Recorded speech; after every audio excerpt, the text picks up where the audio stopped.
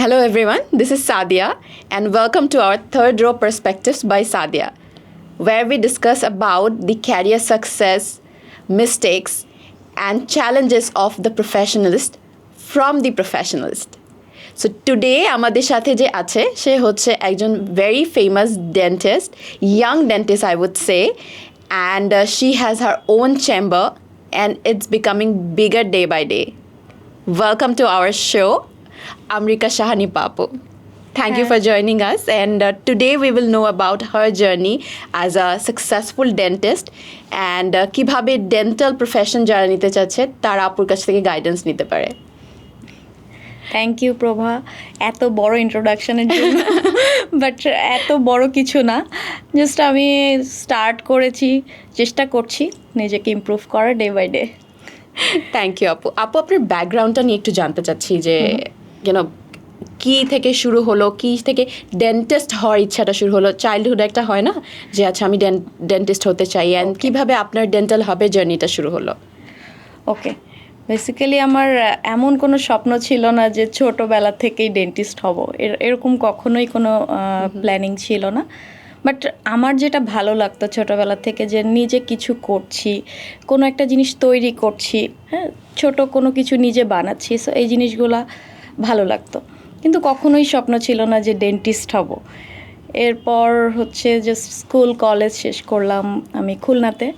দেন আমি যখন চিন্তা করলাম যে ইন ফিউচার কী হব, মা বাবার প্ল্যানিং ছিল যে ডক্টর হব। তো ডক্টর থেকে এটার আরেকটা পার্ট হচ্ছে ডেন্টিস্ট। সো এই হিসাবে ডেন্টালে ভর্তি হওয়া, এমন না যে ভর্তি হওয়ার পরেই আমি অনেক পছন্দ করছি প্রফেশনটাকে, বিষয়টা এরকমও না। কারণ অ্যাকচুয়ালি ডাক্তারদের পছন্দ হয় না, কখনোই হয় না। কারণ অ্যাকচুয়ালি হয় কি, মেডিকেল বা ডেন্টাল এই সাবজেক্টগুলো অনেক ফার্স্টের দিকে থিওরিটিক্যাল অনেক ইস্যু থাকে, যেগুলো অনেক টাফ থাকে এবং কিছু বোরিংও থাকে। সো প্রথম দিকে আমার এটা যে খুব ভালো লাগছিল বিষয়টা এরকম না। বাট ডে বাই ডে আমি যখন থিওরিটিক্যাল থেকে আমি ক্লিনিক্যাল দিকে যাচ্ছিলাম, তখন আমি এই জিনিসটা আসলে আস্তে আস্তে রিয়েলাইজ করলাম যে না, এটার ভেতর আসলে অনেক ইন্টারেস্টিং কিছু আছে।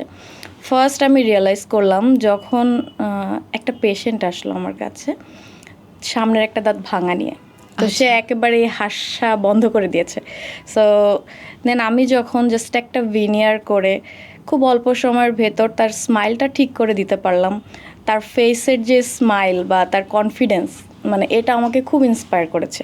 যে তখন থেকে আমার ফিল হয়েছে যে না, এটা আসলেই আমার জন্য হয়তো বা ভালো কিছু হবে, আমি হয়তো বা এটাতে হ্যাপি থাকতে পারবো। মানুষের লাইফ চেঞ্জ করে। এক্স্যাক্টলি, মানুষের লাইফ চেঞ্জ বলতে এটা অ্যাকচুয়ালি তার কনফিডেন্স লেভেল বা তার একটা পেশেন্ট পেইন নিয়ে আসলো, আমি কিছুক্ষণের মধ্যে তার পেইনটাকে রিলিফ করে দিতে পারলাম। সো এটা আমার জন্য মানে অনেক আনন্দের বিষয় হচ্ছিল।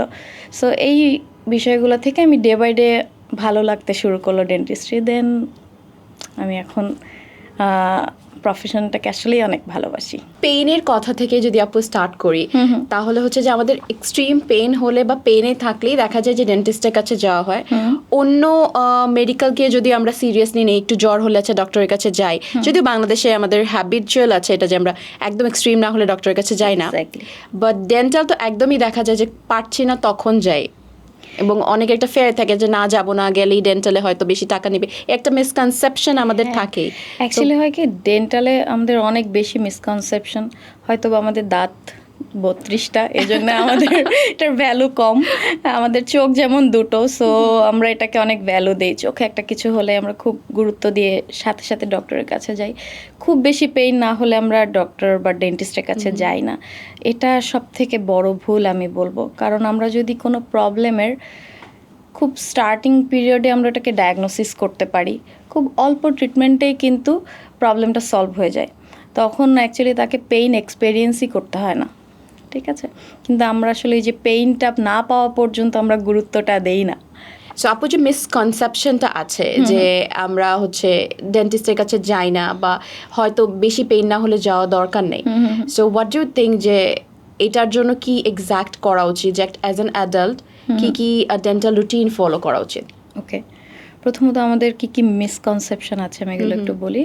যেটা তুমি ফার্স্টেই বললা যে ব্যথা না হলে আমরা ডেন্টিস্টের কাছে যাই না, সো এটা সবার আগে মাথা থেকে বাদ দিতে হবে। আমরা সবাই মনে করি আমার দাঁতে ব্যথা নাই মানে আমি ওকে, বাট আসলে কিন্তু না। দাঁতে কোনো প্রবলেম হচ্ছে কি না এটা চেক করে রাখাটাও ইম্পর্ট্যান্ট, যেন সেটা ব্যথার স্টেজে না যায়। সেকেন্ড, আরেকটা বড় মিসকনসেপশন হচ্ছে আমরা মনে করি যে না, ব্রাশ খুব ভালোভাবে 4-5 মিনিট 10 মিনিট ধরে ব্রাশ করলে আমাদের দাঁত অনেক সাদা হয়ে যাবে। এটা সম্পূর্ণ একটা ভুল ধারণা, কারণ ব্রাশিংয়ের জন্য অনলি 2 মিনিটই এনাফ। ঠিক আছে, দিনে 2 বার, জাস্ট 2 মিনিটস এনাফ। আমরা অনেকে মনে করি যে না, আমরা অনেক সময় ধরে ব্রাশ করছি, দ্যাট মিনস আমার দাঁত বেশি ক্লিন হচ্ছে। এত সময় ধরে ক্লিন করার কোনো প্রয়োজনই নাই। আমাদের দাঁতের যতগুলো সারফেস থাকে সবগুলো সারফেস ক্লিন করতে আমাদের জাস্ট 2 মিনিট এনাফ। ওকে। সেকেন্ড হচ্ছে আমরা যেটা মনে করি শক্ত ব্রাশ ইউজ করি, জোরে জোরে ব্রাশ করি, তাহলে দাঁতটা মনে হয় বেশি সাদা হবে। এটাই হচ্ছে আর একটা বড় ভুল ধারণা। কারণ শক্ত ব্রাশ বা হার্ড ব্রাশ যদি আমরা ইউজ করি, আমাদের দাঁতটা একটা অর্গান, রাইট? সো এটাও ক্ষয় হয়। আমরা যদি খুব জোরে জোরে ব্রাশ করি, যেটা হয় আমাদের দাঁতের উপরের যে এনামেল লেয়ার থাকে, এনামেল লেয়ারটা কিন্তু নষ্ট হয়ে যায়। সো এটা যদি নষ্ট হয়ে যায় তখন হবে কি, আমাদের ভেতরের একটা ডেন্টিন লেয়ার থাকে যেটা সেন্সিটিভ, সো পরবর্তীতে দাঁতের সেন্সিটিভিটি ডেভেলপ করে। সো এটাও আর একটা ভুল ধারণা যে জোরে জোরে ব্রাশ করলেও আমাদের দাঁত বেশি সাদা হবে। বিষয়টা আরও উল্টা দেখা যায় যে জোরে জোরে ব্রাশ করার কারণে এনামেলটা যদি নষ্ট হয়ে যায় তখন ডেন্টিন লেয়ারটা কিন্তু ইয়ালোইশ, সো তখন দাঁতটা আরও ইয়ালো হয়ে যাবে day by day. Okay, so জোরে জোরে ব্রাশ একেবারেই করা উচিত না, খুব সফটলি ব্রাশ করা উচিত, সফট ব্রাশ করা উচিত। আরেকটা হচ্ছে খুব ইম্পর্ট্যান্ট আমি বলবো, সেটা হচ্ছে 2 মান্থ টু 3 মান্থ পর পর ব্রাশটা চেঞ্জ করা উচিত। ওকে। কারণ আমরা যখন ব্রাশ করছি ব্রাশের ব্রিসেলগুলা ডে বাই ডে নষ্ট হতে থাকে, এটা ক্ষয় হতে থাকে। সো এটা 2 to 3 মান্থ পর এটা অনেক রাফ হয়ে যায়। সো তখন অবশ্যই এটা চেঞ্জ করা উচিত, আদারওয়াইজ এটা মাড়িতে একটা প্রবলেম তৈরি করে। সেই ক্ষেত্রে কি টুথপেস্টটাও কি চেঞ্জ করা উচিত, আর সেম ব্র্যান্ডের টুথপেস্ট আমরা ইউজ করতে থাকবো? টুথপেস্ট বিষয়টা অ্যাকচুয়ালি আমরা অনেক গুরুত্ব দিয়ে আমরা পেশেন্টের কাছে সবসময় এটা শুনি যে ডক্টর কোন সল্ট আছে কিনা পেস্ট ইউজ করবো, সল্ট আছে কিনা। অ্যাকচুয়ালি টুথপেস্ট অনেক বেশি ইম্পর্টেন্ট আমি মনে করি না। আমি যেটা মনে করি টুথপেস্ট অবশ্যই জরুরি, সেটা হচ্ছে খুব অল্প পরিমাণে টুথপেস্ট, জাস্ট আমাদের ব্রাশটা যেন খুব স্মুথলি দাঁতের সাথে গ্লাইড করে এবং হচ্ছে আমাদের ওই সারফেসগুলোতে পৌঁছায়, এটার জন্য টুথপেস্ট হেল্প করে। আদারওয়াইজ রেগুলার ইউজের জন্য যে কোনো ভালো ব্র্যান্ডের টুথপেস্টই ভালো, ঠিক আছে? এবং এটা চেঞ্জ করে করে ইউজ করতে পারো তুমি, কিছুদিন পর পর ব্র্যান্ড চেঞ্জ করতে পারো। বাট কিছু টুথপেস্ট আছে যেগুলো মেডিকেটেড টুথপেস্ট, যেগুলো আমরা প্রেসক্রাইব করে থাকি পেশেন্টের প্রবলেম ওয়াইজ। যেমন কিছু পেশেন্টদের যদি মাড়ির প্রবলেম থাকে সেক্ষেত্রে আমরা ওই রিলেটেড টুথপেস্ট ইউজ করতে বলি। কিছু পেশেন্টের যদি সেন্সিটিভিটির প্রবলেম থাকে সেক্ষেত্রে আমরা ওই রিলেটেড টুথপেস্ট ইউজ করতে বলি। বাট ওই টুথপেস্টগুলো আবার লং টাইম ধরে ইউজ করার জন্য না, ওটা একটা সার্টেন পিরিয়ড ইউজ করে ওটাকে বন্ধ করার উচিত, ঠিক আছে? সো এমন না যে ওই টুথপেস্টগুলোই আমরা বছরের পর বছর ইউজ করব। সো টুথপেস্টও যে কোনো ব্র্যান্ডের নর্মাল টুথপেস্ট ইউজ করবে, মেডিকেটেড টুথপেস্টগুলো ডক্টর অবশ্যই প্রেসক্রাইব করে দিবে প্রয়োজন হলে। অ্যান্ড ব্রাশেও কি কোনো স্পেসিফিকেশন আছে? বিকজ আমরা অ্যাডে অনেক কিছু দেখি যে এরকম থাকতে হবে, এরকম থাকতে হবে। ব্রাশের ক্ষেত্রে আসলে এখন এটা অনেক ধরনের ব্রাশ আছে, হার্ড, সফট, হ্যাঁ, দেন জিগজ্যাগ, অনেক ডিজাইনের ব্রাশ পাওয়া যায়। আমরা যেটা বলে থাকি এটা একটা ফ্ল্যাট ব্রাশ ইউজ করা ভালো, খুব ছোট হেডের ব্রাশের যে হেডটা থাকবে সেটা যেন ছোট হয়, যেন আমাদের দাঁতের একেবারে পেছনের সাইডগুলো যেগুলো বড় হেড নিলে হবে কি ওগুলো পৌঁছাবে না। সো ছোট হেডের ব্রাশ ইউজ করতে হবে এবং সফটলি ব্রাশ করতে হবে। এই যে আরেক যেটা বললাম 2 মান্থ টু 3 মান্থ পর পর ব্রাশটা চেঞ্জ করতে হবে। ওকে, এটা খুব ইম্পর্টেন্ট। That's perfect.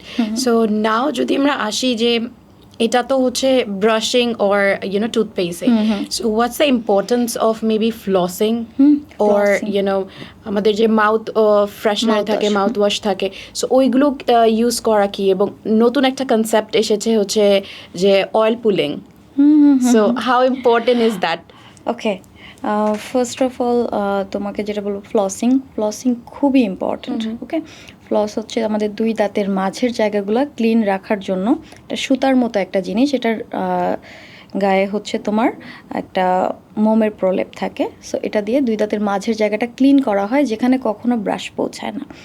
সো এটা ক্লিন রেগুলার বেসিসে দিনে একবার তুমি যদি ক্লিন করো, তোমার দুই দাঁতের মাঝে ক্যাভিটি হওয়া বা ব্যাড ব্রেথ হওয়া এগুলোর চান্সেস কমে যাবে। সেকেন্ড খুব ইম্পর্ট্যান্ট হচ্ছে তোমার যদি টাংটা ক্লিন করো রেগুলার, টাংটা খুব ক্লিন করাটা ইম্পর্টেন্ট, কারণ এটাও ব্যাড ব্রেথের জন্য দায়ী টাংটা যদি আমরা ক্লিন না করি। ওকে, থার্ড হচ্ছে আমি যেটা বলবো, মাউথ ওয়াশের কথা বললে, মাউথ ওয়াশটাও অ্যাকচুয়ালি এটা মেডিকেটেড, অ্যাকচুয়ালি এটা একটা ট্রিটমেন্ট আমি বলবো। মাউথ ওয়াশ রেগুলার বেসিসে ইউজ করার জন্য না, কিছু কিছু প্রবলেমের জন্য আমরা মাউথ ওয়াশ দিয়ে থাকি। মুখে কোনো ইনফেক্টেড কন্ডিশন আছে, এমন না যে মুখে ব্যাড ব্রেথ হচ্ছে, মাউথ ওয়াশ ইউজ করলাম আমার ব্যাড ব্রেথ চলে যাবে। বিষয়টা হচ্ছে ব্যাড ব্রেথের সোর্সটা আগে বের করতে হবে, কি কারণে হচ্ছে। এটা কি দুই দাঁতের মাঝে যদি তোমার খাবার জমে থাকে, কখনোই মাউথ ওয়াশ ব্যবহার করে ওই জায়গাটা ক্লিন করা যাবে না। সো ফ্লসিং করতে হবে, রেগুলার ব্রাশ করতে হবে। আর মাউথ ওয়াশ হচ্ছে রেগুলার লং টাইম বেসিসে ইউজ করা উচিত না। Oh really? কারণ মাউথ ওয়াশের ভেতরে অনেক অ্যান্টিব্যাকটেরিয়াল প্রপার্টিস থাকে। আমাদের মুখে শুধু কিন্তু যে ব্যাকটেরিয়াগুলো আমাদের মুখের ক্ষতির কারণ হচ্ছে, বিষয়টা এরকম না। আমাদের ডাইজেস্টিভ সিস্টেম বা হচ্ছে হজমের জন্য কিছু ব্যাকটেরিয়া খুব জরুরি। মাউথ ওয়াশ যেটা করে, মুখের সব ব্যাকটেরিয়া মেরে ফেলে। আচ্ছা, ওকে, সো সব ব্যাকটেরিয়া মেরে ফেললে হয় কি, তখন আমাদের হজমে একটা প্রবলেম তৈরি হয়। সেকেন্ড হচ্ছে আমাদের মুখটা long time mouth wash use করার কারণে ড্রাই হয়ে যায়। ওকে, ঠিক আছে, সো এটাও কিন্তু ব্যাড ব্রেথের আবার কারণ। যখন সে মাউথ ওয়াশটা ছেড়ে দিবে, মুখটা অনেক ড্রাই ফিল হবে। So long time mouth wash আমরা সাজেস্ট করি না। খুব বেশি হলে আমরা 2 to 3 উইকস মাউথ ওয়াশটা ইউজ করতে বলি, পর স্টপ করতে বলি। তাও আমরা ডক্টরের পারমিশন ওয়াইজ সাজেস্ট করি তোমার মাউথ ওয়াশটা ইউজ বাট আমরা তো গ্রসারি শপে গেলে জাস্ট মাউথ ওয়াশটা পিক করি অ্যাজ ইফ লাইক টুথপেস্ট যেভাবে পিক করছি সেভাবে। এক্স্যাক্টলি, বাট মাউথ ওয়াশটা এরকম রেগুলার ইউজের জন্য নয়। ওকে, থার্ড ফোর্থ আসছি তোমার অয়েল পুলিং, যেটা বললা। এটা অ্যাকচুয়ালি আমি এটা নিয়ে কিছু বলতে চাচ্ছি না, কারণ এটার মেডিকেল সায়েন্স এটার প্রুভেন কোনো এখনো পর্যন্ত কোনো কিছু নাই। ঠিক আছে, সো এটা একটা just hype. So I have been seeing the reels, তারপর ইনফ্লুয়েন্সারদের ভিডিওস যে oil pulling is working and all. এটা অ্যাকচুয়ালি এই অয়েলগুলো আমাদের মুখে কতক্ষণ, আমাদের মুখে 2 মিনিট, সো 2 মিনিটে আমাদের মুখের দাঁতের ভেতরে কোথায় অ্যাবজর্ব হবে আর কোথায় আমাদের এটা ইফেক্টিভ ওয়েতে কাজ করার সুযোগ দিবে। সো এটা সায়েন্টিফিক্যালি এখনো কোনো এটার প্রুফ হয়নি, এটা কিছুই। ঠিক আছে, ওকে, যদি নেক্সট কোয়েশ্চেন্সে আসি, about child oral health, যেটা সাপোজ নিউবর্ন থেকে শুরু করে একটা ইনফ্যান্ট, দেন 10 years পর্যন্ত বাচ্চাদের দেখা যায় প্যারেন্টসরা কেয়ার করে। So what you suggest to the parents, যে তখন কোন এজ থেকে রেগুলার ডেন্টিস্টের কাছে নিয়ে যাওয়া, চেক আপ করানো একটা, বিকজ অ্যাডাল্টস ইউ মেনশন যে মোর অফেনই চেক আপ করানো উচিত ডেন্টালের। বেবিদের ক্ষেত্রেও সেম। বেবিদের ক্ষেত্রে আমরা যেটা বলে থাকি সেটা হচ্ছে যে বেবিদের স্টার্টিংটা হওয়া উচিত মা বাবা হওয়ার পর থেকেই। মানে যখন একটা মা বাবা মানে একটা প্যারেন্ট হবে, তার একটা বেবি হবে, সো মা বাবা তো রেগুলার ডেন্টিস্টের কাছে চেক আপে যাওয়া উচিত। সেই সাথে আপনি আপনার বেবিকেও নিয়ে যাবেন সব সময়ের জন্য। তাহলে হবে কি, ও বেবিটা ওই এনভায়রনমেন্টটাতে আস্তে আস্তে ইউজ টু হওয়া স্টার্ট করবে। যখন তার 4-5 ইয়ার হবে, তখন অলরেডি তার সেই এনভায়রনমেন্টটাতে ইউজ টু হয়ে গিয়েছে, সে চিনে, সব ডক্টরকেও চিনে, সে ক্লিনিকের এনভায়রনমেন্ট চিনে। সো সে কখনোই ট্রিটমেন্ট করতে আর তাকে আমাদেরকে পুশ করতে হবে না। ওকে, সো আপু, বেবিদের এক্স্যাক্টলি কখন থেকে সবগুলো দাঁত উঠে যায় এবং কখন থেকে প্যারেন্টসদের উচিত যে ব্রাশিংটা করা, রেগুলার ব্রাশিং করা? ওকে, প্রথমত আমি বলবো বাচ্চাদের সাধারণত আমরা বলে থাকি 6 মান্থ থেকে দাঁত ওঠা স্টার্ট হয়। ঠিক আছে, সো ব্রাশ শুরু করবে যেদিন থেকে ওর প্রথম দাঁত উঠবে, ও ওই দিন থেকেই ব্রাশিং শুরু করবে।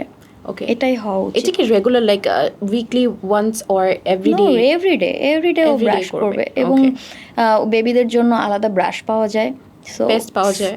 টুথপেস্ট পাওয়া যায়, সিলিকনের কিছু ব্রাশ পাওয়া যায় যখন বেবিদের একটা বা দুটো দাঁত ওঠে। সো ওই দাঁতগুলো আমরা ওই সিলিকন ব্রাশ দিয়ে আমরা ক্লিন করতে বলি।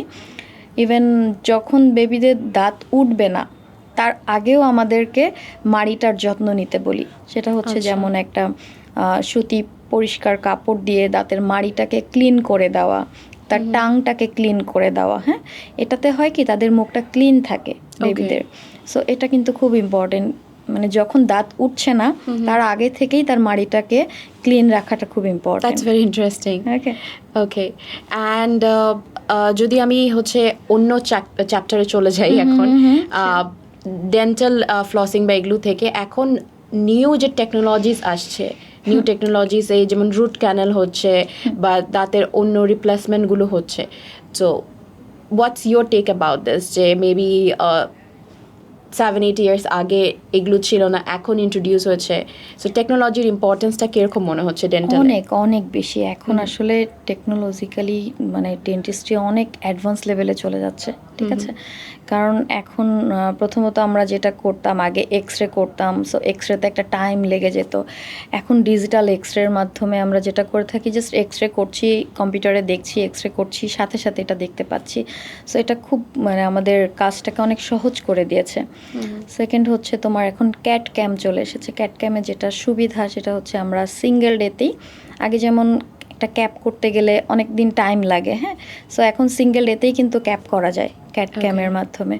সো এই জিনিসগুলো অনেক অ্যাডভান্স হয়েছে। এআই এর জন্য আমরা এখন অনেক সুবিধা পাচ্ছি, আমরা ডায়াগনোসিসটা আমাদের অনেক ইজিয়ার হচ্ছে অনেক ক্ষেত্রে, ঠিক আছে। যে দেন হচ্ছে আমরা সিবিসিটি বা অন্যান্য সাপোর্টগুলোর জন্য আমরা খুব প্রিসাইজলি প্ল্যান করতে পারি, ট্রিটমেন্ট প্ল্যান করতে পারি। এবং নতুন নতুন আরও অনেক টেকনোলজি, যেমন লেজারের কারণেও আমরা মাড়ির ট্রিটমেন্টগুলা কিংবা কোনো সার্জারির ক্ষেত্রে সার্জারির ক্ষেত্রে আমরা খুবই ব্লাডলেসভাবে, মানে মিনিমাম ব্লাড আমরা, যেমন নর্মাল সার্জারিতে অনেক ব্লিডিং হয়, সো আমরা যদি লেজারের মাধ্যমে করে থাকি ব্লিডিংটা অনেক কম হয়। সো এই ইস্যুগুলোর ক্ষেত্রে আমরা অনেক সুবিধা পাই।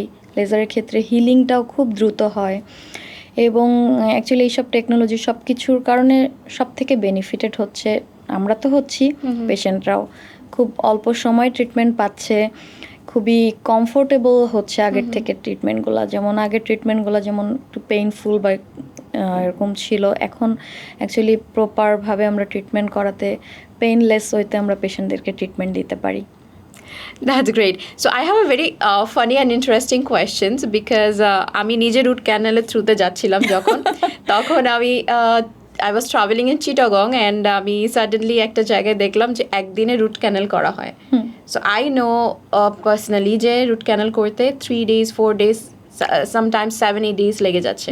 So as a dentist what you support, যে একদিনে এই প্রেশারটা দেয় আর নাকি ডিভাইড করে, বা প্রসিজারটা কি হয় রুট ক্যানেলের 1 to 7 days or any days? ওকে, রুট ক্যানেলের ক্ষেত্রে actually single visit root canal করা হয়, ঠিক আছে। একদিনেই রুট ক্যানেল করা সম্ভব, কিন্তু ডিপেন্ড করছে তার দাঁতের কন্ডিশনের উপর। কিছু ক্ষেত্রে দেখা যায় যে যদি ইনফেক্টেড কন্ডিশন থাকে, দাঁতটাতে ইনফেকশন থাকে, পাস থাকে, সেক্ষেত্রে আমাদের মাল্টি ভিজিট দরকার হয়, ঠিক আছে। কয়েকটা সিটিং প্রয়োজন হয় রুট ক্যানেলটা কমপ্লিট করতে।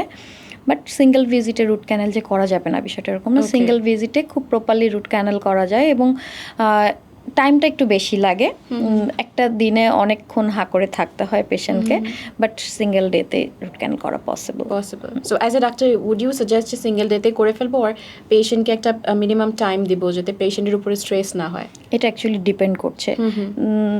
সাপোজ কালকে তোমার ফ্লাইট, তুমি দেশের বাইরে চলে যাচ্ছ, সো আমাকে কি করতে হবে, আজকে তোমার রুট ক্যানেল কমপ্লিট করে আজকে তোমাকে রেস্টোরেশন করে কমপ্লিট করতে হবে। সো ডেফিনেটলি তোমাকে একটা লং টাইম দিয়ে আমি প্রপারলি ট্রিটমেন্টটা কমপ্লিট করতে পারবো। এমন না যে তোমার মাল্টি ভিজিট বা অনেকগুলো ভিজিট দিলে ওই রুট ক্যানেলটা খুব প্রপারলি হচ্ছে, ওই জিনিসটাই তোমাকে একদিনে করতে হবে। ওই স্টেপগুলা, ওই ক্লিনিং প্রসিজারগুলো তোমাকে একদিনেই কমপ্লিট করতে হবে। সো এটা একদিনেও করা যায়, তুমি ভাগ ভাগ করে কয়েকদিনেও করতে পারো। একটু যদি আপু প্রসেসগুলো একটু ডিসক্রাইব করতেন, যে আপনি রিস্টোরের কথা বললেন যে কি কি স্টেপটা ফলো হয় রুট ক্যানেলে? ওকে, রুট ক্যানেলের ক্ষেত্রে রুট ক্যানেল অ্যাকচুয়ালি কখন করা হয় এটা খুব ইম্পর্ট্যান্ট। আমাদের দাঁতের ভেতরে যে নার্ভ বা মজ্জা থাকে বা পাল্প বলি আমরা, সো এই পাল্পটা যখন ইনফেক্টেড হয়ে যায়, ইনফ্লাম হয়ে যায়, হ্যাঁ, ধরো দাঁতটাতে একটা ক্যাভিটি হয়ে গিয়েছে, এই ক্যাভিটিটা ডিপ হতে হতে দাঁতের পাল্প পর্যন্ত পৌঁছে গিয়েছে, তখন হয় কি খুব সিভিয়ার পেইন হয়। পেইন হলে তখন আমরা যেটা করে থাকি, ওই দাঁতের যে নার্ভটা আছে, পাল্পটা আছে, ওটাকে আমরা রিমুভ করে ওই জায়গাটাকে আমরা বায়োমেকানিক্যাল প্রিপারেশন করি। বায়োমেকানিক্যাল প্রিপারেশন মানে ওখানে আমরা ক্লিন করি, বিভিন্ন আমাদের সলিউশন আছে, ইরিগেটিং সলিউশন, ওগুলো দিয়ে আমাদের ক্লিন করা হয়, ওই জায়গাটাকে ফুললি ডিসইনফেক্ট করা হয়, ব্যাকটেরিয়া যেন না থাকে কোনো। এরপর আমরা ওই জায়গাটাকে, নার্ভের জায়গাটাকে আমরা রিপ্লেস করে দিই আমাদের টুথ ফ্রেন্ডলি ম্যাটেরিয়াল, এটাকে গাটা পারচা বলা হয়। সো এটা দিয়ে আমরা ওই জায়গাটাকে রিপ্লেস করে দিই। দেওয়ার পর আমরা যে ক্যাভিটিটা থাকে ওটাকে আমরা হয় কম্পোজিট রেস্টোরেশন করে থাকি, যেটা পার্মানেন্ট ফিলিং বলা হয়, অথবা আমরা এটাকে ভিনিয়ার করতে পারি, অথবা আমরা ইনলে বা অনলে করতে পারি, ওভারলে করতে পারি, অথবা ক্রাউন করতে পারি বা ক্যাপ যেটাকে আমরা বলে থাকি। সো অনেকগুলা ওয়েতেই আমরা রুট ক্যানেলের পর দাঁতটাকে প্রিজার্ভ করতে পারি। তার দাঁতের কন্ডিশন ওয়াইজ, তার দাঁতটা কতটুকু ক্ষয় হয়েছে, দাঁতটা কতটুকু ভেঙে গিয়েছে, কতটুকু স্ট্রাকচার আছে, এগুলোর উপরে ডিপেন্ড করে আমরা প্ল্যানিংটা রেডি করি যে তার ক্ষেত্রে কি লাগবে, ট্রিটমেন্টের পরে আমরা কিভাবে দাঁতটাকে রেস্টোর করব। ওকে ওকে, সো সব কিছুরই তো মেইন রিজন আসছে যে ক্যাভিটি থেকে হচ্ছে, রাইট? সো ক্যাভিটি প্রিভেনশনের জন্য হোয়াট ডু ইউ থিঙ্ক যে কি মেজারমেন্ট নেওয়া উচিত বা কি অ্যাভয়েড করা উচিত? অ্যাজ আ ফুড অ্যাভয়েড করলাম। ওকে, ক্যাভিটি প্রিভেনশনের ক্ষেত্রে সব থেকে যেটা ইম্পর্টেন্ট সেটা হচ্ছে 2 টাইমস ব্রাশিং। ওকে, এটার উপর আর কিছু নাই, ঠিক আছে? তোমাকে 2 বার অবশ্যই ব্রাশ করতে হবে, কারণ 2 বার ব্রাশ না করলে আমাদের মুখে আমরা যেভাবে ক্লিন রাখি, আমরা যতই বলি যে সঠিকভাবে ব্রাশ করছি, দেখা যায় আমাদের সব জায়গায় ব্রাশটা ঠিকভাবে পৌঁছাচ্ছে না। সো আমাদের দিনে অবশ্যই ব্রাশটা ভালোভাবে করতে হবে এবং রাতে ঘুমানোর আগে অবশ্যই ব্রাশ করতে হবে। সো এই 2 টাইমস ব্রাশিংয়ে তোমার ক্যাভিটির 60 to 70% চান্সেস কমে যায়। ওকে, এরপর আসছি ফ্লসিংটা করতে হবে, খুব ইম্পর্টেন্ট। থার্ড হচ্ছে তুমি কি কি খাওয়ার ফুড মেনটেন করছো, তোমার ডায়েটটা কেমন আছে। তোমাকে অবশ্যই একটা হেলদি ডায়েট মেনটেন করার জন্য আমরা বলে থাকি পেশেন্টদেরকে, কারণ আমরা যদি প্রপার ডায়েট মেনটেন না করি, যেটা হবে আমরা খুবই সুগারি আইটেম খাচ্ছি, চকলেট, চিপস, বিস্কিট, যেগুলো খুবই স্টিকি, আমাদের দাঁতে লেগে থাকে এবং এখান থেকে ব্যাকটেরিয়াগুলো আমাদের দাঁতকে ক্ষয় করা শুরু করে, এখান থেকেই ক্যাভিটি হওয়া স্টার্ট হয়, ঠিক আছে? সো এই জন্য অবশ্যই 2 টাইমস ব্রাশ করতে হবে, ডায়েটটা প্রপারলি মেনটেন করতে হবে, হাইড্রেটেড থাকতে হবে, পানি বেশি খেতে হবে, মুখটা যেন ড্রাই হয়ে না যায়, এটাও খুব ইম্পর্টেন্ট। সবকিছু সলিউশনই অ্যাকচুয়ালি আসে যে পানি বেশি খেতে হবে, পানি বেশি খেতে হবে যে কোনো ডিজিজে, ঠিক আছে? ওকে, সো নাও আপু, এখন যদি আমি ক্যারিয়ার ফোকাসে আসি ফ্রম ডেন্টাল, যে হোয়াট ইউ থিঙ্ক যে when you were a student, যে গ্রাজুয়েশন কমপ্লিট হয়েছে, হোয়াট চ্যালেঞ্জেস ইউ ফেস যে আমি একটা চেম্বার ওপেন করব বা ডেন্টিস্ট হিসাবে প্রফেশনে অনেক বড় কিছু হব, অ্যান্ড অবভিয়াসলি মানি ফ্যাক্টর তো থাকে, আমরা যে কোনো প্রফেশনে যাই মানি ফ্যাক্টর থাকে যে আমি প্রপারলি ইনকাম করছি কিনা, প্রফিটেবল হচ্ছে কিনা ইভেন আমার chamber. So what you think যে এই চ্যালেঞ্জেসগুলো কীভাবে ওভারকাম করা যায়?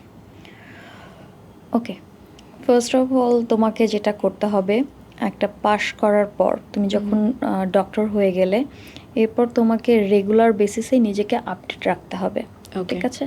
কারণ আমরা একটা ক্লিনিক্যাল সার্টেন নলেজ নিয়ে পাশ করি, কিন্তু আমাদের প্রফেশনটা, আমাদের ডেন্টিস্ট্রি বলো, medical science, day by day update হচ্ছে। সো তুমি যদি জাস্ট ওই গণ্ডিটাতে আটকে থাকো, তাহলে এটা তোমার পক্ষে সম্ভব না যে নতুন করে আবার যে তুমি স্বপ্নটা দেখছো এটাকে সাকসেসফুলি রান করা, ঠিক আছে? সো তোমাকে অবশ্যই মডার্ন টেকনোলজি সম্পর্কে আপডেটেড থাকতে হবে।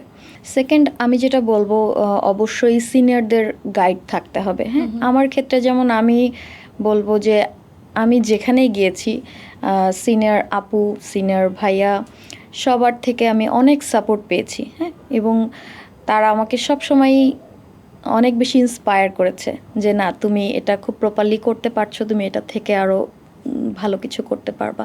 সো এই জিনিসগুলা আমি বলবো যে জুনিয়রদেরকে অবশ্যই তারা তাদের সিনিয়রদেরকে নক করুক। আমার মনে হয় না কেউ তাদেরকে ফিরিয়ে দিবে প্রপারলি। এখন আসলে নলেজ শেয়ার করার সময়। সো সবাই সবার সাথে নলেজ শেয়ার করলে হবে কি সবাই সব কিছু জানতে পারবে, শিখতে পারবে। সো কারোর যদি শেখার ইচ্ছা থাকে অবশ্যই সে সামহাউ এটাকে ওভারকাম করতে পারবে। সেকেন্ড হচ্ছে একটা বিজনেস রান করার বিষয়, যেটা তুমি বললা চেম্বার শুরুতে। সো আমার সবসময় যখন আমি ডেন্টিস্ট হলাম, যখন আমি প্র্যাকটিসের ভেতর কিছুটা ছিলাম, সিনিয়রদের চেম্বারেও প্র্যাকটিস করছিলাম, সো তখন যেটা আমি ফিল করলাম যে না, আমি এটাকে ভালোবাসছি, আমার এটা ভালো লাগছে, সো আমাকে অবশ্যই এটা নিয়ে ক্যারিয়ার করতে হবে। সো আমার নিজের একটা চেম্বার হবে। সো এটা একটা স্বপ্ন ছিল। সো ডে বাই ডে এটা প্ল্যানিং ওয়াইজ আমি আস্তে আস্তে যখন আমি মনে করলাম যে না, আমি এখন ক্লিনিক্যালি আমি পেশেন্টকে একটা প্রপার ট্রিটমেন্ট দিতে পারছি, তখনই আমি অ্যাকচুয়ালি চেম্বার দেওয়ার প্ল্যানিংটা শুরু করলাম।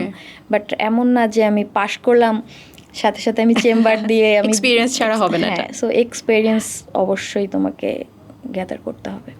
অ্যান্ড এক্সপিরিয়েন্সের সাথে কি কি স্কিল ইউ থিঙ্ক যে এখন যারা আছে ডেন্টিস্টে পড়াশোনা করছে বা যারা ফ্রেশেস আছে ডেন্টিস্টে পড়াশোনা করতে চায় বা যারা হয়তো কোনো এক্সপিরিয়েন্স নেওয়ার জন্য কারো চেম্বারে করছে পার্ট টাইম, বাট কীভাবে নিজেকে বিল্ড আপ করতে পারে, কি স্কিলস ডেভেলপ করতে পারে? Because it's not only about being doctor, right? This point of time যখন চেম্বার করা হয় অনেক কিছু থাকে, ফিনান্সিয়াল জিনিস বা মার্কেটিংয়ের জিনিস, ফুললি একটা তোমার বিজনেস রান করার বিষয় চলে আসে। হ্যাঁ, সো একটা চেম্বার ম্যানেজমেন্ট মানে যে শুধু আমি পেশেন্ট দেখলাম, আমি ইনকাম করলাম, বিষয়টা এরকম না। আমাকে চেম্বার ম্যানেজ করতে হচ্ছে, আমাকে পেশেন্টদেরকে ম্যানেজ করতে হচ্ছে, আমাদের তাদেরকে স্যাটিসফাই করতে হচ্ছে ট্রিটমেন্টে। যেহেতু যেমন দেখা যায় যে আমি অ্যাস্থেটিক বিষয়গুলো নিয়ে বেশি কাজ করি, সো এদিক থেকে পেশেন্টদের বেশি স্মাইল এই রিলেটেড বিষয়গুলো দেখা যায় যে অনেক পারফেক্ট হতে হয়। হ্যাঁ, স্যাটিসফ্যাকশন লেভেল অনেক বেশি থাকে পেশেন্টদের। সো এই জিনিসগুলো পেশেন্টদের স্যাটিসফ্যাকশন লেভেল অনুযায়ী যাচ্ছে কি না, আমি স্টাফদেরকে কিভাবে ম্যানেজ করছি, ঠিক আছে। দেন চেম্বারের আমার ইউটিলিটি থেকে শুরু করে আমার ম্যাটেরিয়াল কি আছে, আপডেটেড আমার কি জিনিস লাগছে, এভরিথিং আমাকে মাথায় রাখতে হয়। সো একটা বিজনেস রান করার জন্য যা যা দরকার, আমি বলবো একটা ডক্টরেরও সব কিছুই মাথায় রেখেই একটা চেম্বার রান করা বা সব কিছু করা উচিত। সো এটার জন্য কি স্কিলস ইয়াং জেনারেশন ডেভেলপ করবে? ম্যানেজারিয়াল স্কিলস বা কোনো ডিগ্রি এক্সট্রা নেবে কিনা? এক্সট্রা ডিগ্রি অ্যাকচুয়ালি হয় কি, এটা ডে বাই ডে এক্সপেরিয়েন্সের সাথে হয়ে যাবে। এবং যদি মনে করে যে না, সে কোনো আলাদাভাবে কোনো ট্রেনিং করতে চাচ্ছে, এখন তো অনেক ট্রেনিং করায়, সো ওভাবে ট্রেনিং করতে পারবে। ইভেন শুধু এমন না যে তোমার ডেন্টিস্ট্রি করে শুধু আমি চেম্বার করব, বিষয়টা এরকম না। এখন আরও অনেক কিছু সে প্র্যাকটিস করতে পারবে। ডেন্টিস্ট্রি থেকে সে টিচার হতে পারবে, সে দেশের বাইরে গিয়ে প্র্যাকটিস করতে পারবে। সো সে হচ্ছে তোমার থিসিসের কাজ করতে পারবে, সো গবেষণা করতে পারবে, মানে অনেক কিছু ওপেন হয়ে আছে। হ্যাঁ, সো যে তার কারো কাছে যদি মনে হয় যে না, আমি ক্লিনিক্যালি খুব বেশি ইন্টারেস্ট ফিল করছি না, সে অন্য সেকশনে চলে যেতে পারবে। হ্যাঁ, সো ডেন্টিস্ট্রি এমন না যে শুধুমাত্র আমি পেশেন্টের দাঁত ঠিক করলাম, বিষয়টা এরকম না। সো চাইলে তার চয়েস অনুযায়ী সে তার প্রফেশনটাকে মডিফাই করে নিতে পারবে। এটারও অপরচুনিটিস আছে dental, it's not only being just like পেশেন্টের সাথে থাকা। হ্যাঁ, এক্স্যাক্টলি। ওকে, সো আপনি জাস্ট মেনশন করলেন আপনার স্পেশালাইজেশনের ব্যাপারে, and I know that as well. So you know redefine the smiles of people, যে জ লাইনের এখানে যে দাঁতে প্রবলেম থাকে ওটা ঠিক করে দেয়া বা দাঁত রিসাইজ করে দেয়া। সো ওইটা নিয়ে যদি একটু বলতেন যে কী ধরনের পেশেন্টস এখন পাচ্ছেন বা কী ধরনের থাকে, যে ম্যাক্সিমাম আই থিঙ্ক এই রিডিফাইনটা মেয়েরাই করতে আসে। এক্স্যাক্টলি, মেয়েরা বেশি করতে আসে। দেখা যায় যে এটার ক্ষেত্রে পেশেন্টরা যেটা সব থেকে বেশি আসে সেটা হচ্ছে আঁকাবাঁকা দাঁত, কিছু হচ্ছে ফাঁকা দাঁত আছে, গ্যাপ থাকে, মাল্টিপল গ্যাপ থাকে। সো এগুলো এখন আমরা খুব সহজেই ট্রিটমেন্ট করতে পারি। বিশেষ করে যেমন যদি দাঁতটা ফাঁকা থাকে, প্রপার তার স্মাইলটা ঠিক আছে, দাঁতগুলো ফাঁকা আছে, সেক্ষেত্রে আমরা ভিনিয়ার বসিয়ে জাস্ট একদিনেই আমরা স্মাইলটাকে ঠিক করে দিতে পারি। কোনো দাঁত যদি ভাঙা থাকে, কোনো ট্রমা হলো, আঘাত লাগলো, ভেঙে গেল, সেক্ষেত্রে কিন্তু জাস্ট একদিনেই আমরা ভিনিয়ার করে দাঁতটাকে ঠিক করে দিতে পারি। ওকে, এবং আঁকা বাঁকা দাঁতের ক্ষেত্রেও বলবো এখন যে আগে ব্রেসেস পরে থাকতে হতো, লং টাইম ব্রেসেস পরে থাকতে হতো, এখন ব্রেসেসের অল্টারনেটিভ ট্রিটমেন্টও কিন্তু চলে এসেছে। হ্যাঁ, ছোট থেকে যে পরে থাকতো সবাই, একটা ট্রমা থাকতো যে পরে থাকা লাগবে, হ্যাঁ, ওয়্যারের মতো অনেকগুলো জিনিস। তো এটারও এখন হচ্ছে অল্টারনেটিভ তোমার ইনভেজালাইন বা হচ্ছে ক্লিয়ার অ্যালাইনার বলে থাকি। সো এটার মাধ্যমেও ট্রিটমেন্টটা কমপ্লিট করা যায়। এটা ব্রেসেসের মতোই, জাস্ট ট্রান্সপারেন্ট, এটা নিজেই পড়তে পারে, খুলতে পারে পেশেন্টরা। সো এটাকে পরেই ট্রিটমেন্টটা কমপ্লিট করতে পারে। তার আঁকা বাঁকা থাকলে বা ফাঁকা থাকলে এটা পরে সলভ করে ফেলা যায় ট্রিটমেন্টগুলো। তো আপু, আমাদের আরও কিছু মিসকনসেপশন আছে যে স্কেলিং করলে দাঁতের ক্ষয় হচ্ছে বা দাঁত তোলার ক্ষেত্রে। সো ইন্টারেস্টিংলি আমার ছোটোবেলায় এরকম ছিল যে আমার একটা দাঁতের পিছে দাঁত হয়ে যেত, মানে সামনের দাঁতটা নড়ছে না কিছু না, বাট পিছে হয়ে গিয়েছে, এবং ছোটোবেলা থেকে আমাকে ডেন্টিস্টের কাছে এর জন্য যেতে হতো। I was very use to with dentist and dental chambers. So ওইটা নিয়ে অনেকেরই আইডিয়া নাই। আমি যখন আমার ফ্রেন্ডসদের সাথে বলতাম বা এখনও কলিগসদের সাথে যখন ডিসকাশন আসে, তখন অনেকেরই হয়তো এই জিনিসটা ফেস করতে হয়নি যে সামনের দাঁতটা সোজা মানে স্ট্রং আছে, পিছনে আরেকটা দাঁত হয়ে গিয়েছে, ইনিশিয়াল বাচ্চাকালে যেটা হয়। সো ওইটার জন্য ডেন্টালের কাছে তখন যেতে হয়, উঠাতে হয়। সো এই ধরনের যে ছোটো ছোটো জিনিসগুলো আছে, দাঁত উঠালেই চোখের প্রবলেম হচ্ছে বা স্কেলিংয়ের যেটা দাঁত ক্ষয় হচ্ছে, তো এই মিসকনসেপশনগুলো নিয়ে যদি একটু আপনার পারসেপশনটা বলতেন। ওকে, প্রথমত আমি যেটা বলবো, তোমার দাঁত তুললে যে চোখের ক্ষতি হয়, হ্যাঁ, এটা সম্পূর্ণ একটা মিথ, আর কিছুই না। কারণ দেখা যায় যে অনেক বয়স্ক পেশেন্টদের দেখবে একটাও দাঁত নাই, তারা কমপ্লিট ডেঞ্চার নিয়ে ঘুরছে, অথচ চোখে চশমা নাই, তাদের চোখে চশমাও লাগে না। সো তাদের তো তাহলে অন্ধ হয়ে যাওয়ার কথা ছিল, রাইট? সো দাঁতের সাথে অ্যাকচুয়ালি চোখের কোনো রিলেশন নাই। দাঁত এবং চোখ দুটোরই নার্ভ সাপ্লাই সব কিছু ডিফারেন্ট, ঠিক আছে? সো দাঁত এবং চোখ আমরা মনে করি খুব কাছাকাছি আছে, সো দাঁত তুললে হয়তো বা চোখের প্রবলেম হতে পারে। এটা পুরোপুরি একটা ভুল ধারণা আমাদের দেশের। সেকেন্ড আসছি, তুমি যেটা বললা তোমার ছোটোবেলায় দাঁত নড়তো, পিছন থেকে দাঁত উঠে যেত, সামনেটা নড়তো না, রাইট? এটা কিন্তু একটা নর্মাল প্রসেস, ঠিক আছে?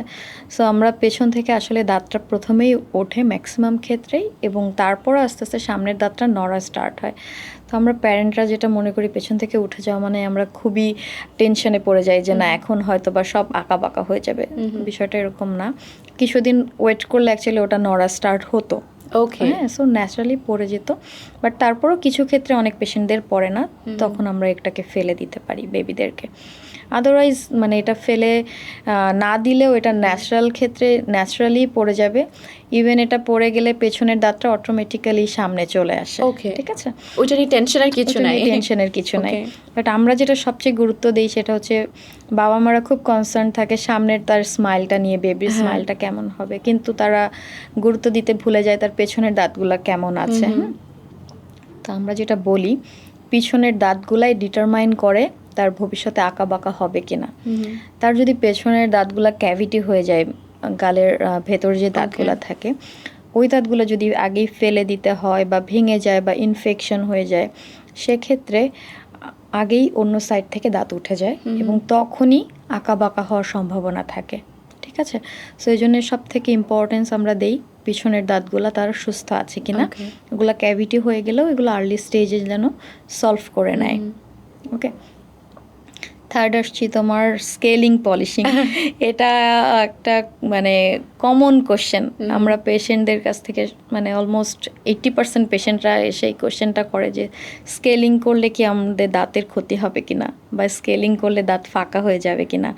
অ্যাকচুয়ালি স্কেলিং করলে কখনোই ন্যাচারাল দাঁত ফাঁকা হয় না, ঠিক আছে?